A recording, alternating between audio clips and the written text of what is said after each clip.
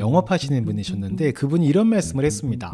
이 자동차가 잘 나가는 사람처럼 보여주니까 신뢰감을 줄 수 있고 영업이 더 잘 된다고요. 완벽한 논리죠. 근데 여러분은 이 얘기에 대해서 어떻게 생각하십니까?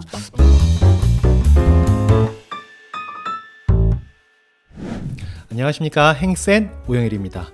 저는 16년간 상담을 하면서 돈을 잘 모으고 싶은데 잘 모으지 못하시는 분들을 많이 만났었잖아요. 근데 그분들의 특징을 보면요, 이미지에 소비한다는 게 있어요. 이게 보여지는 것에 소비한다는 건데, 이게 보여지는 것에 집착까지는 아니어도 꽤나 신경을 쓰시는 분들이 많았어요. 그분들은 대부분 돈을 잘 못 모으시더라고요. 뭐 예를 들어서 남자분들은 자동차나 여성분들은 명품 가방이 대표적이겠죠.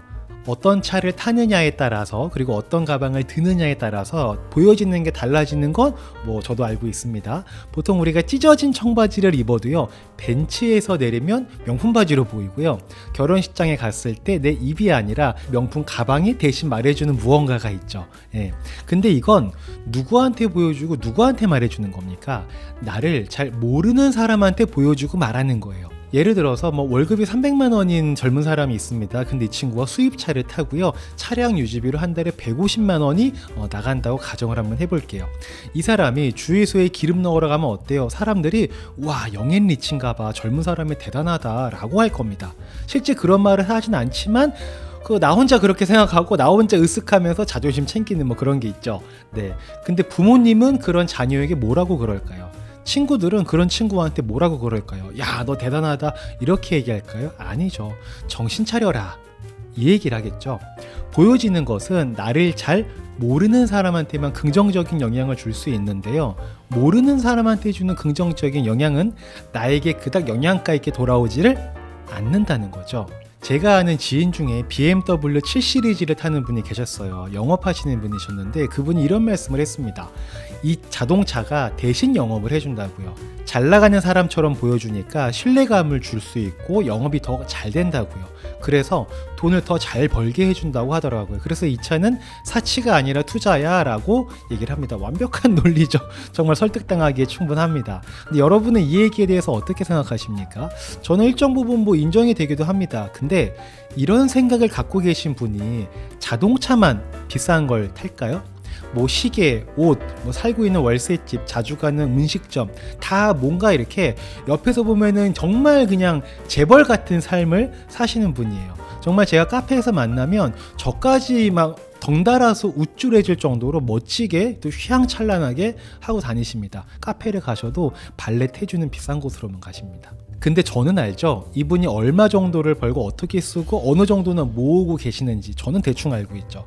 만일 저한테 어떤 좋은 기회가 오지 않습니까? 그러면 저는 그분과는 그 기회를 절대 함께하지 않을 거예요. 왜냐? 그분은 가장 쉬운 길을 택해서 유행을 바라는 분인 거예요. 영업을 잘하려면 자신의 일의 전문성을 키워야지 왜 외적인 모습만 이렇게 번지르르하게 키우냐 이거예요. 그게 얼마나 가겠습니까? 잠깐은 갈 수 있겠지만 절대적으로 그게 핵심 포인트는 아니지 않습니까? 연인관계도 마찬가지죠. 연애는 벤츠랑 하고 결혼은 아반떼랑 하라는 말이 있습니다. 이게 상대적으로 돈이 적은 사람이랑 결혼을 하라는 게 아니라 내실 있는 사람과 하라는 거죠. 연애할 때는 수입차 타는 상대가 인기가 많아요. 멋져 보이지 않습니까? 같이 타고 다니면. 근데 결혼할 때는 알뜰살뜰한 사람이 인기가 있어요. 정말 결혼할 때는 보여주는 게 중요한 게 아니라 현실이지 않습니까? 우리가 잘 모를 때, 알아가는 과정일 때는 벤츠 타는 사람이 매력적일 수 있는데, 알면 알수록 내가 결혼할 사람인가 아닌가를 따져볼 때일수록 그 사람이 얼마를 모았나, 얼마나 썼나 이런 거 경제력을 보면 볼수록 아반떼 타는 사람이 더 매력적일 수 있다는 거죠. 근데 기업들은 압니다. 어떤 걸 아냐면 사람들이 이미지에 얼마나 많은 돈을 쓰는지 알고 있다는 거예요. 여러분 예전에 그랜저 광고 기억나십니까? 친구가 물었죠. 어떻게 지내냐고. 띠릭 그랜저로 대답했습니다. 이 광고 기억나시나요? 성공한 사람처럼 보이려면 그랜저를 타면 된다라는 거죠. 이처럼 우리는 보여지는 것에 소비를 굉장히 많이 합니다. 옷 하나를 사 입어도 브랜드 옷만 사 입는 분들이 있어요.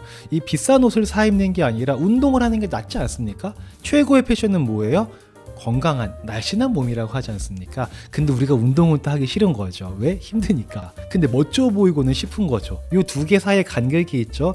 이 간격을 뭘로 채워요? 돈으로 채우는 겁니다. 그러면서 점점 가난해지는 거죠. 제가 지금 보여지는 이미지를 무시하자 뭐 이런 말씀을 드리는 건 아닙니다. 다만 나의 이미지를 꼭 물질로 귀결시켜서만 보여줘야 되는 것인가 라는 질문을 해보자는 거예요. 평상시에 나의 말투, 태도, 행동, 성품, 내가 하는 일의 프로의식, 전문성 등으로 나를 보여줄 수도 있는 거지 않습니까? 물질로 어필하는 이미지는 길 가다 한두 번 우연히 마주치는 사람에게, 나랑은 그닥 관계없는 사람들에게 어필이 되게 되는 거고요. 나의 말투나 성품 같은 인문학적 소양을 어필하는 이미지는요, 내가 가장 아끼고 사랑하는 사람들에게 어필을 하는 겁니다. 여러분은 여러분 자신을 어떤 사람에게, 누구에게 어필을 하고 싶으십니까? 어떤 사람과 관계가 좋아지고 싶으세요? 답은 뻔한 거죠. 모르는 사람을 위해서 애쓰고 싶은 사람은 없습니다. 자, 오늘 영상 결론. 이미지에 소비하는 순간 거짓골 면치 못한다.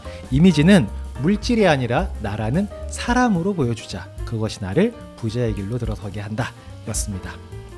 자, 오늘 영상 이 정도로 정리하도록 하겠습니다.